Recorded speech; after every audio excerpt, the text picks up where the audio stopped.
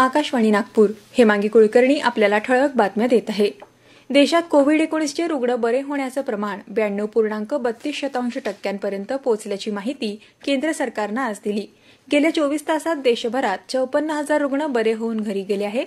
देशात आतापर्यंत 77,65,000 रुग्ण बरे झाले आहेत।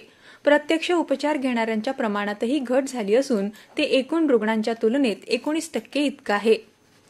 राज्यात काल 11,277 रुग्ण कोरोनामुक्त होऊन घरी गेले। आतापर्यंत एकूण 15,51,282 रुग्णांनी कोरोनावर यशस्वी मात केली आहे।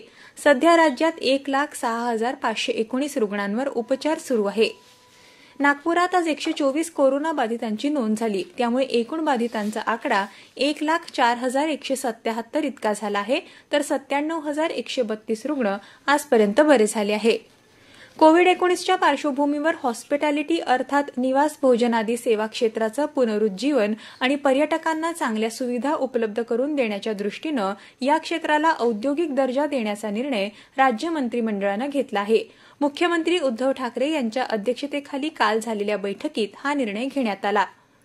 येत्या 23 नोव्हेंबरपासून इयत्ता 9वी ते 12वीचे वर्ग सुरू करण्याचा राज्य सरकारचा विचार आहे। शालेय शिक्षण मंत्री वर्षा गायकवाड यांनी आज ही माहिती दिली। या वर्गांमधली मुलं मोठी असल्यानं सुरक्षित अंतर, मास्कचा वापर आदी नियम पाळले जातील। विद्यार्थी संख्येबाबत नियंत्रण करणं शक्य होईल असं त्या म्हणाल्या। राज्यातल्या ऑनलाईन शिक्षणाला 12 ते 16 नोव्हेंबर दरम्यान 5 दिवस दिवाळी सुट्टी जाहीर झाली आहे। शालेय शिक्षण विभागाने काल याबाबतचा आदेश जारी केला। शैक्षणिक कामकाजांचे एकूण दिवस लक्षात घेता फक्त दिवाळीच्या महत्त्वाच्या दिवशीच सुट्टी देण्याचा निर्णय घेण्यात आल्याचं याबाबतच्या वृत्तात म्हटलं आहे। IPL क्रिकेट स्पर्धा आता अंतिम टप्प्यात आली आहे। या स्पर्धेत काल झालेल्या पहिल्या पात्रता फेरीत मुंबई इंडियन्स संघाने दिल्ली कॅपिटल्स संघाचा 57 धावांनी पराभव करत अंतिम फेरीत प्रवेश केला। कालच्या सामन्यात पराभव झाला असला तरी दिल्लीच्या संघाला आणखी एक संधी मिळणार आहे।